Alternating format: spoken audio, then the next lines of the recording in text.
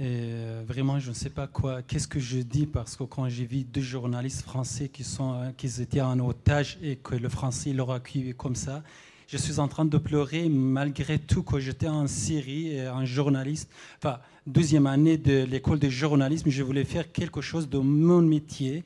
Le policier m'a interpellé dans la faculté quand je vais passer mes derniers examens à cause que j'ai pris quelques photos des enfants ont porté des fleurs pour demander d'apprendre sa langue.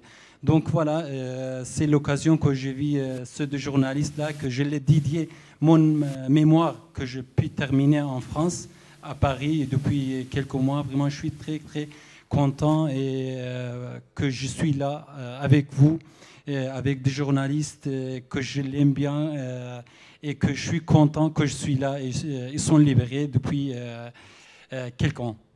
Est-ce que vous pouvez nous dire quelques mots de ce qu'est la situation, de ce que vous savez précisément de la situation de vos confrères en Syrie ?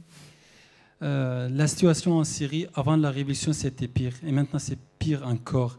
La situation de la Syrie, pour tout le monde, c'est vraiment très pire. Et surtout les journalistes. Parce que les journalistes, si tu es un journaliste en Syrie, tu ne peux pas travailler. Donc ça, on considérait qu'il n'y a pas les journalistes en Syrie.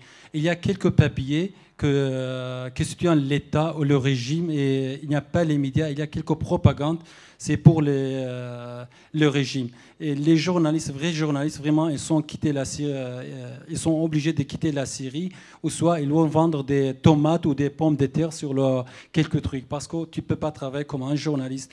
On quitte notre pays pour devenir un célèbre dans d'autres mondes. Ça nous dérange beaucoup aussi, que je suis en France, RSF, Reporters sans frontières, et vous et tous les journalistes, ils nous accueillent très très bien et ils nous ouvrent la porte pour qu'on puisse commencer notre travail chez vous. Mais chez nous, toujours on trouve la difficulté. Et notre confrère en Syrie, vraiment, il y a presque 35 personnes, 35 journalistes ont été tués.